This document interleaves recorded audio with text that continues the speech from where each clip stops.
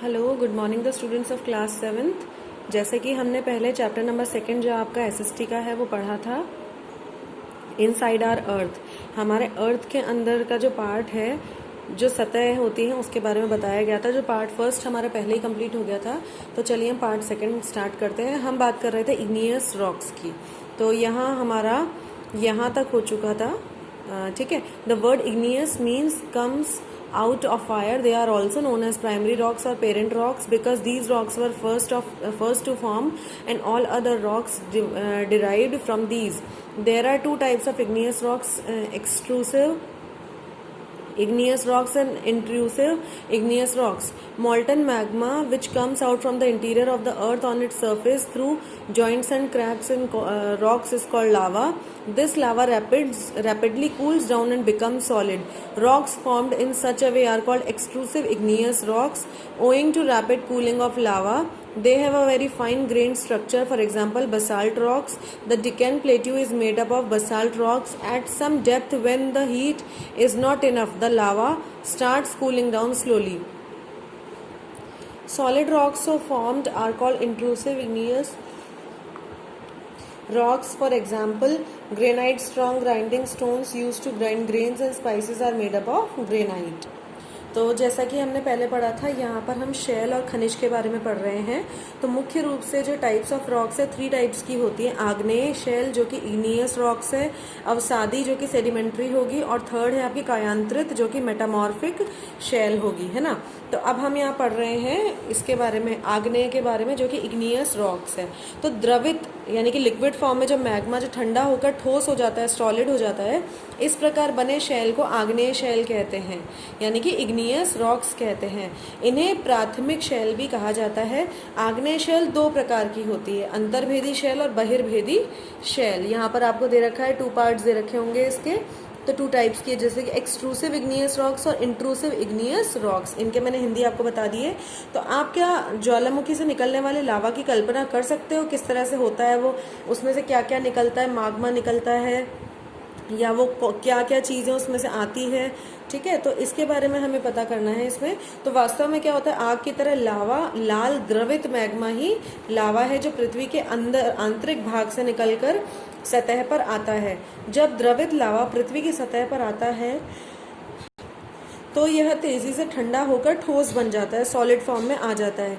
परपट्टी पर इस प्रकार से बने शेल को बहिर्भेदी आग्नेय शेल भी कहते हैं। इनकी संरचना बहुत ही महीन दानों वाली होती है। उदाहरण के लिए बसाल्ट देख सकते हैं। दक्कन के जो पठार होते हैं बसाल्ट शेलों से ही बने होते हैं। द्रवित यानी कि लिक्विड जो मैग्मा होता है वो कभी कभी भूपरपट्टी के अंदर गहराई में ही ठंडा हो जाता है। इस प्रकार बने ठोस शेलों को अंतर्भेदी आग्नेय शेल भी कहते हैं। धीरे धीरे ठंडे होने के कारण ये बने बड़े बड़े दानों का रूप ले लेते हैं, बिल्कुल मोटे मोटे फॉर्म में आ जाते हैं ये। और ग्रेनाइट ऐसे ही शेल का एक उदाहरण है।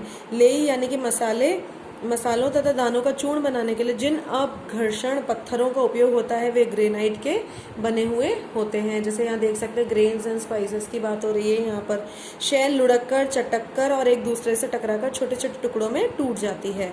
इन छोटे कणों को अवसाद कहते हैं। Igneous rocks do not have any strata.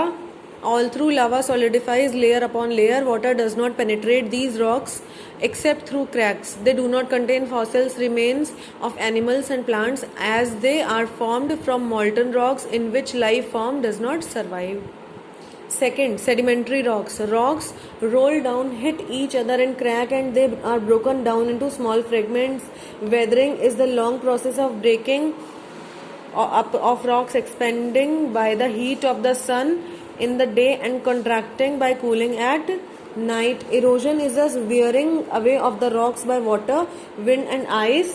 This eroded material is transported and deposited in layers by wind, water, etc. These deposits are called sediments. For example, continuous deposition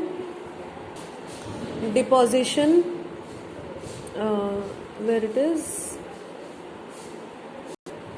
on sea bed by the rivers.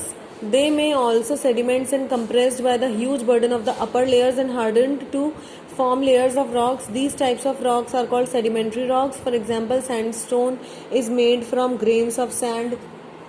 This is chalk, this is sandstone, this is fossils.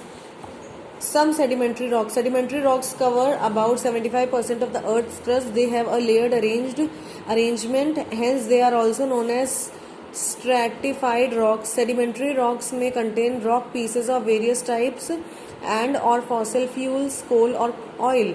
Most rocks are porous. Metamorphic rocks. Metamorphic means change in the form or nature. Igneous and sedimentary rocks can change into metamorphic rocks under great heat and pressure, though without melting, often deep inside the earth. The process of change itself is called metamorphism. The heat does not melt the rocks but brings about changes in their texture and structure. For example, granite changes into gneiss, shale or clay, changes into slate and limestone into marble. Sandstone changes to quartzite. There is a limit to the temperature and pressure for metamorphism because if a rock melts under high temperature and pressure and new rock solidifies out of the molten form, it is an igneous rock. तो जैसे मैंने आपको भी बताया igneous rocks के बारे में, उसके बाद में शेल जो होती है वो लुढ़क करके चट्टान चटक कर तथा एक दूसरे से टकराकर छोटे छोटे रूपों में टूट जाती है। इन छोटे छोटे जो कणों को क्या कहते हैं? हम अवसाद कहते हैं। छोटे कणों को ये अवसाद हवा, जल आदि के द्वारा एक स्थान से दूसरे स्थान पर पहुंचाकर जमा कर दिए जाते हैं। ये अदृढ़ अवसाद दबकर एवं कठोर होकर शैल की परत बनाते हैं। इस प्रकार की शैलों को अवसादी शैल कहते हैं। उदाहरण के लिए बलुआ पत्थर रेत के दानों से बनता है। इन शैलों में पौधों, जानवरों एवं अन्य सूक्ष्म जीवाणुओं जो कभी इन शैलों पर रहे हैं के जीवाश्म भी हो सकते हैं। आग्नेय एवं अवसादी शैल उच्च ताप एवं दाब के कारण कायांतरित शैलों में परिवर्तित हो सकती है। जैसे कि आप यहाँ पिक्चर देख सकते हैं, ये आपकी चौक है, सैंडस्टोन है, आपके फॉसिल्स है, इसके बाद में आपके मार्बल आ गए, इधर मिक्का आ गया। तो आग्नेय और जो अवसादी शैल है उनके चित्र यहाँ दे रखे हैं। उदाहरण के लिए चिकनी मिट्टी यानी कि स्लेट में एवं चूना पत्थर जो ये दे रखा है यहाँ पे, है ना, इसमें संगमरमर जो कि आपका मार्बल है यहाँ पर, तो उसमें परिवर्तित हो जाता है। शैल हमारे लिए बहुत उपयोगी होते हैं। कठोर शैलों का उपयोग सड़क, घर एवं इमारत के लिए किया जाता है। आप पत्थरों का उपयोग कई खेलों में करते हैं। उदाहरण के लिए 7 पत्थर यानी कि पिट्ठू, चिबिड्डी यानी कि स्टापू या किटकिट खेलते हैं। 5 पत्थर यानी गिट्टी खेलते हैं। आप अपने दादा दादी, माता पिता, पड़ोसियों आदि से पूछकर कुछ अन्य खेल की जानकारी प्राप्त कर सकते हैं। जो मार्बल्स होते हैं, मार्बल्स कहाँ काम आते हैं? फ्लोर्स को बनाने के काम आते हैं। उसके अलावा आपके मंदिर के वॉल्स पर लगते हैं और टाइल्स लगती हैं। मार्बल्स होते हैं आपकी किचन की फ्लोर्स पर लग गए। आपकी शेल्फ जो होते हैं उसमें लगते हैं। तो बहुत सारे यूज़ है मार्बल्स के। चौक है हमारी, चौक बोर्ड पे लिखने के वर्क में काम आती है। उसके अलावा चौक का हमारा वो बनता है वॉल्स पे पेंट जो होता है उसमें हम यूज़ में लेते हैं। सैंडस्टोन और फॉसिल्स के भी अलग अलग यूज़ होते हैं। तो इस तरह से काम में आते हैं। फिर है आपका uses of rocks. Hard rocks are used for making roads, houses and buildings. Rocks are made up of different minerals. Minerals are used in industries: iron, aluminium, copper, gold, uranium, etc. In medicine, in fertilizers, etc. Some are used as fuels: coal, petroleum and natural gas obtained from rocks. Kailash Temple, Ellora, is made of granite and igneous rock. The Red Fort is made of red sandstone or sedimentary rock. The Taj Mahal is made of white marble or metamorphic rock. Rock cycle. One type of rock can change to another type under certain conditions like weathering and erosion, deposition, pressure, temperature or melting and cooling. This interchange, that is the process of transformation of the rock from one to another, is known as the rock cycle. The rock cycle is an endless process by which rocks are formed, destroyed and formed again. Igneous as well as metamorphic rocks may be weathered and eroded to form sedimentary rocks. Sedimentary and metamorphic rocks subjected to enormous heat and pressure melt into magma, which may cool down to form igneous rocks. Igneous rocks and sedimentary rocks under heat and pressure without melting may change to metamorphic rocks. तो यहाँ आपका chapter finish होता है। इसका explanation बता देती हूँ मैं भी आपको। आप इसमें देख सकते हैं ग्रेनाइट यानी कि इग्नियस रॉक का यूज़ किया गया है, इसमें सेडिमेंट्री रॉक का यूज़ किया गया और इसमें मेटामॉर्फिक रॉक का यूज़ किया गया है। तो इसमें क्या था, आपको जानकर आश्चर्य होगा कि किसी निश्चित दशाओं में एक प्रकार की शेल चक्रीय तरीके से एक दूसरे में परिवर्तित हो जाती हैं। एक शेल से दूसरे शेल में परिवर्तित होने की इस प्रक्रिया को शेल चक्र कहते हैं, जो कि हमारा रॉक साइकिल है। तो यहाँ पर क्या है, आप जानते हैं कि द्रवित मैग्मा यानी कि लिक्विड जो फॉर्म होती है वो ठंडा होकर सॉलिड फॉर्म में आ जाता है, आग्नेय शेल बना देता है। इसका एग्जांपल ले लो आप, सबसे अच्छा एग्जांपल है, आप आइस आप फ्रिज में जमाते हैं तो वो कैसे जमती है, लिक्विड से सॉलिड फॉर्म में कैसे आती है, वाटर आप डालते हैं उसमें और फ्रिज में रखने के बाद में वो क्या कर देती है, उसको कन्वर्ट कर देती है सॉलिड फॉर्म में। तो इस तरह से ही यहाँ पर द्रवित से ठोस होने में आग्नेय शेल बन जाती है। तो इसके छोटे छोटे जो आग्नेय शेल होती है छोटे छोटे टुकड़ों में टूटकर एक स्थान से दूसरे स्थान पर स्थानांतरित होकर अवसादी शेल का निर्माण करते हैं। ताप एवं दाब के कारण ये आग्नेय एवं अवसादी शेल कायांतरित शेल में बदल जाते हैं।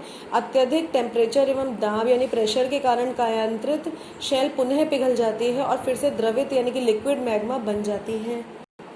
यह द्रवित मैग्मा पुनः ठंडे होकर ठोस यानी कि सॉलिड फॉर्म में आ जाती है और आग्नेय शेल में परिवर्तित हो जाती है। तो इसके आप पिक्चर देख सकते हैं, रॉक की बना रखी है, टेम्परेचर के हिसाब से होता है। पहले ये सेडिमेंट्री रॉक में आती है, सेडिमेंट्री से मेटामॉर्फिक में, फिर मैग्मा में, फिर इग्नियस में, फिर वापस से वेदर टेम्परेचर चेंज होकर सेडिमेंट्री में आ जाती है। तो ये इसका रॉक साइकिल है। जैसे कि अब यहाँ पर आपका चैप्टर फिनिश होता है, यहाँ आप इसके हार्ड वर्ड्स देख सकते हैं। इन हार्ड वर्ड्स को आप अपनी नोटबुक में लिखेंगे। इनके अलावा भी अगर आप ढूंढना चाहें तो 15 हार्ड वर्ड्स आप अपनी नोटबुक में ढूंढ करके लिख सकते हैं। यहाँ ये चैप्टर की समरी आ गई, तो चैप्टर की समरी हमने चैप्टर पढ़ा दिया है, आप चैप्टर की समरी से इसे और अच्छे से समझ सकते हैं। ये आपके एक्सरसाइजेज हैं जिनके आंसर्स हम आपको सेंड कर देंगे। तो ठीक है, यहाँ पर आपका सेकंड चैप्टर फिनिश होता है। सो बाय बाय एवरीवन।